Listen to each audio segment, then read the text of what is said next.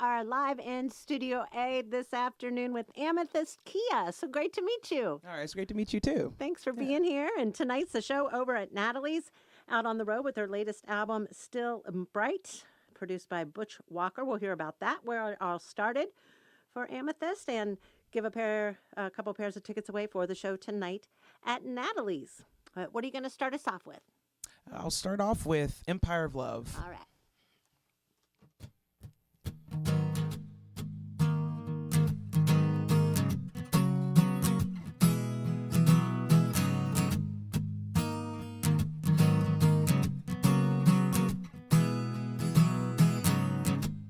Concrete pillars, golden dawns, there are kingdoms come and gone, and we'll never know. My religion is none at all.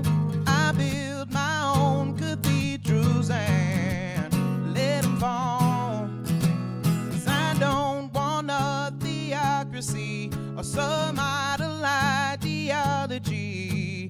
We're all made from stars from above. I pledge allegiance to my soul. I follow where she needs to go. I'm a pilgrim for the empire of love. Oh.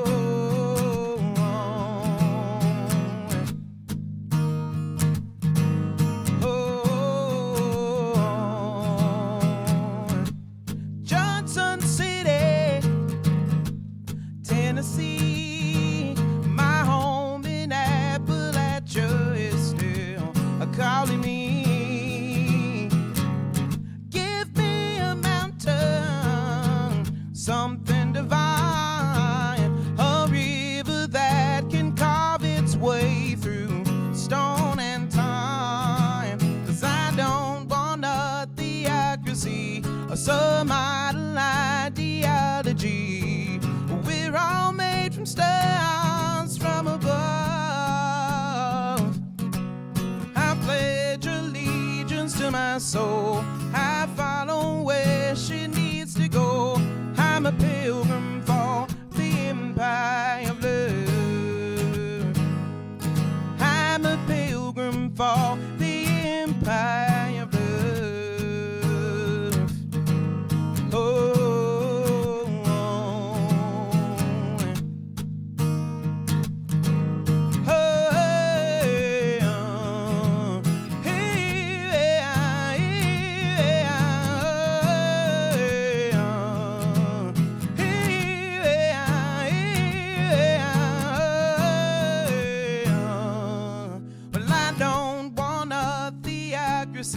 Or some idol ideology. We're all made from stars from above. I pledge allegiance to my soul. I follow where she needs to go. I'm a pilgrim for the empire of love. I'm a pilgrim for the empire of love. I'm a pilgrim for the empire of love.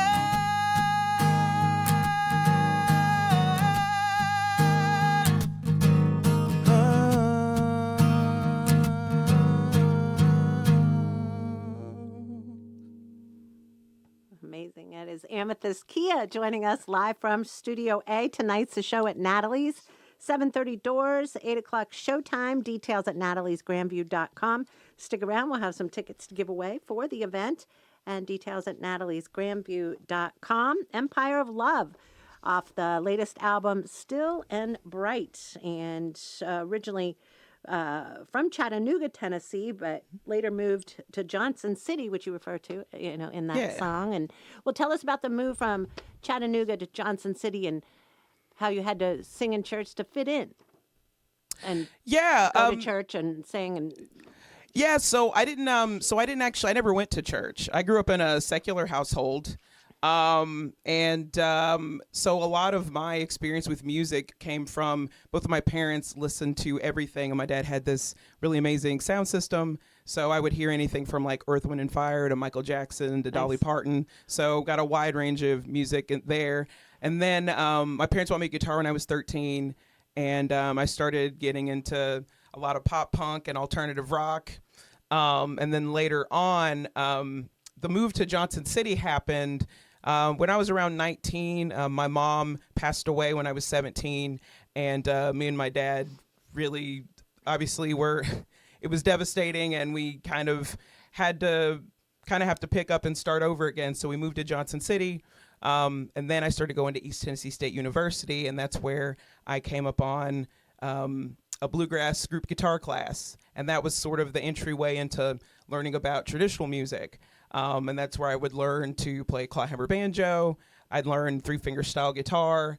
So yeah, and I also old-time rhythm guitar as well. And I would play in the old-time string band and play around the region, and then I started playing solo shows after that, and then things kind of just went from there. Very So, yeah, cool. yeah. And Johnson City, though, is it a town? I meant to, let me rephrase that. It was kind of, I don't know, more conservative in Johnson City. Yeah, well, Chattanooga, it's interesting because Chattanooga, where even though it's like a medium-sized town, it was still very religious. But Johnson City was even, was an even smaller town. So, I definitely had I definitely kind of had to, but with starting all over again and trying to making new friends, Sure. I felt like there was even more restrictions to a certain extent, but I was able to, didn't stop find you. my people. Yeah. Wow. And we're so yeah. happy to have you here. Just love what you do. And this is the third full-length release, right? Yes. And this one produced by Butch Walker. Yeah. Tell us about working with him. And it was in his studio in Nashville. Yeah, no, it was it was really great to be able to work with him. We initially we did a couple of co-writes together on the record. I Will Not Go Down and Never Alone. And initially I had planned to work with a different producer, but we couldn't make the timing work. And after working so well with Butch, we kind of decided, well, maybe if Butch is available, maybe he'd be into doing it. And I'm so glad he was, because it's been really amazing to be able to work with him. We really connected a lot musically. And he's just a great dude and very, very supportive, and Nice. He's definitely one of the good guys for sure. So yeah. Well, yeah, produces and does his Yeah. own music as well, and featured on your album, as well as some other cool peeps, Billy Strings, Avi Kaplan, S.G. Goodman. Yeah. So that was fun. Did they come to the studio? Did they send you the takes? Yeah, so all three of them, they did end up coming to the studio, which was really cool.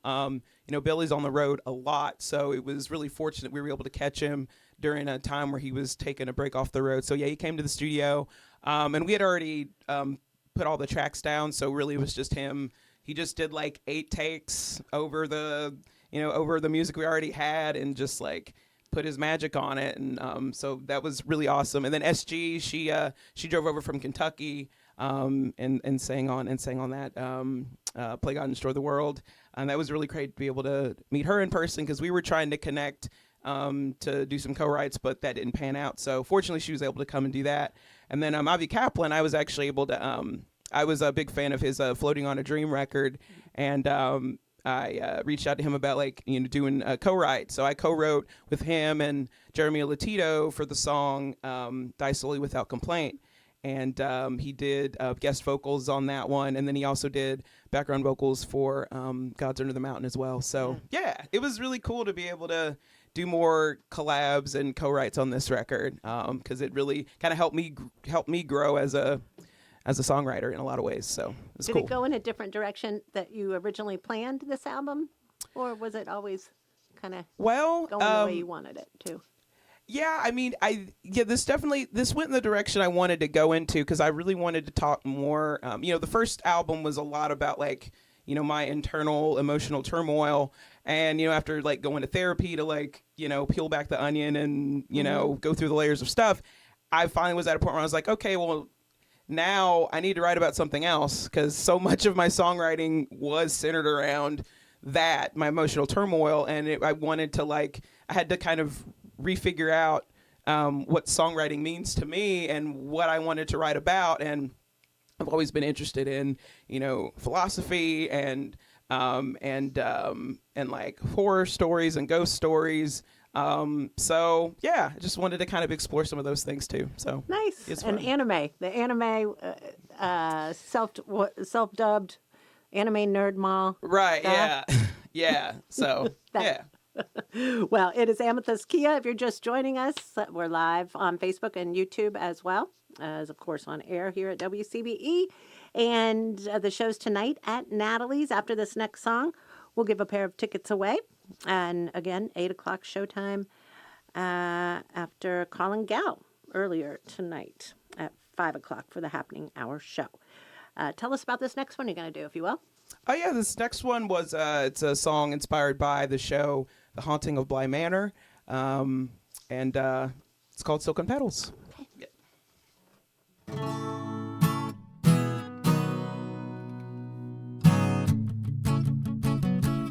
I don't feel like myself at all. Is there a ghost in me or just a love song? Waiting for you every single day. The door is open if you come home. I don't feel like myself at all. Is there a ghost in me or just a love song? Waiting for you every single day. The door is open if you come home. Quiet rage lingers on. The chest of silk and petals sinks into the floor. The promise of the gift was broken. Now everyone who crossed her path, the necks were snapped in half. Just like promises of, just like promises of. I don't feel like myself at all. Is there a ghost in me or just a love song? Waiting for you every single day. The door is open if you come home. I don't feel like myself at all. Is there a ghost in me or just a love song? Waiting for you every single day. The door is open if you come home. Waters rush to fill the void, a vicious cycle that she never can ignore. A faded face and failing memory, her body's numb, her mind is buried in pain from life before. Betrayed and left behind. Betrayed and left behind. I don't feel like myself at all. Is there a ghost in me or just a love song? Waiting for you every single day. The door is open if you come home. I don't feel like myself at all. Is there a ghost in me or just a love song? Waiting for you every single day. The door is open if you come home. I don't feel like myself at all. Is there a ghost in me or just a love song? Waiting for you every single day. The door is open if you come home. I don't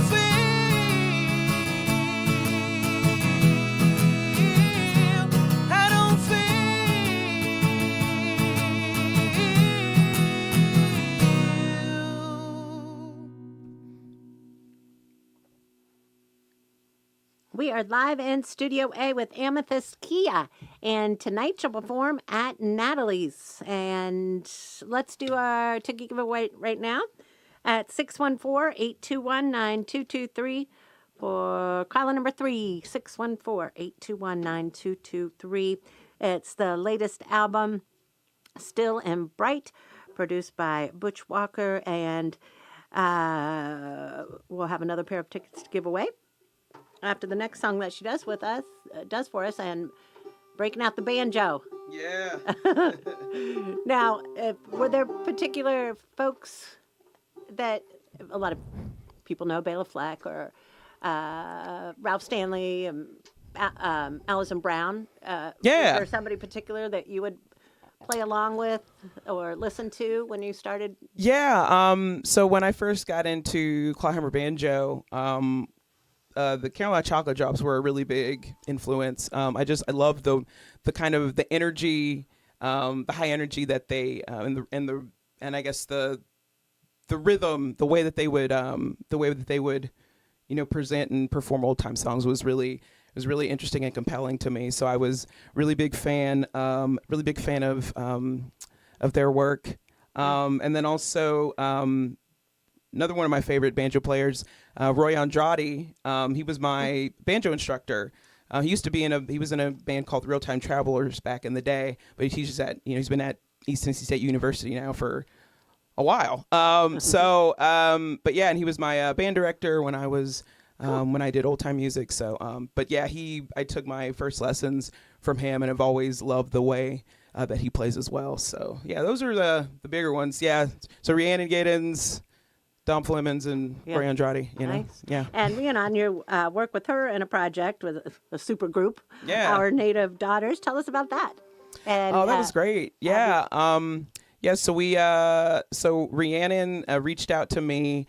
She was heading up this Songs of Our Native Daughters project with Smithsonian Folkways under their African American Legacy series, and she reached out to me. I had opened for her Freedom Highway tour for a couple of runs of shows, and so she reached out to me and Layla McCalla and Allison Russell. And asked if we wanted to be part of this project where we, put the banjo front and center, and we talk about, look at the history of the transatlantic slave trade, and Jim Crow, and also, using the Smithsonian Folkways archives to put together a record that really centers those narratives and those stories. And so it was my first time actually being part of a project where I was writing something outside of myself. And it was, on one hand, it was very much a breath of fresh air, but then also, of course, obviously the subject matter is very heavy, and we had a lot of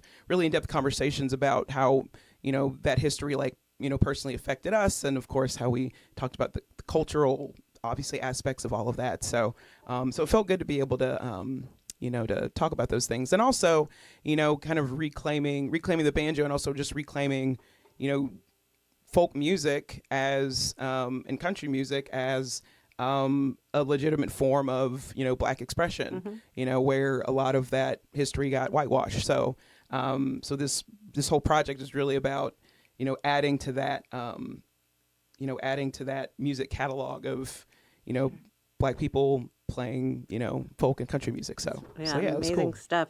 Our Native Daughters, check that out. And we've got one more song. And speaking of songs and songwriting process, that tell us about, if you will, you adopted after composing your first song on a Fender acoustic at 13. Is that your first song you composed or wrote, or? Honestly, I don't remember the first song I can't remember the first song that I wrote. It was either on the Fender or it was on my nylon string classical guitar, because I also took classical guitar in high school. So it was one of those two. But the first song I ever learned how to play was Good Riddance, Time of Your Life by Green Day. That was definitely on the Fender, because after I learned C, G, and D, nice. That was the next progression. So, yeah. Well, Butch Walker, who's worked with Green Day, Taylor Swift, and slew of others. But did he have any Green Day story? Did you ever tell him that? I'm sure I did. I don't know. I don't think we actually did talk about. We talked about everything, but I don't remember actually talking about Green Day. But yeah. Well, thank you. It's a pleasure to meet you, and just you're amazing. Love what you do and your storytelling. Yes. Thank you. Thanks for having me. You bet. Yeah. Amythyst Kiah tonight at Natalie's. Stay tuned. We'll have another pair of tickets to give away coming up after this song. What are you going to take us out with? I'll take y'all out with this. This is one of the songs that I co-wrote with Butch Walker. And that first one I did was I co-wrote with Sean McConnell. I forgot to mention that at the top. But anyway, this one's called "I Will Not Go Down." All right. Had to remember the name.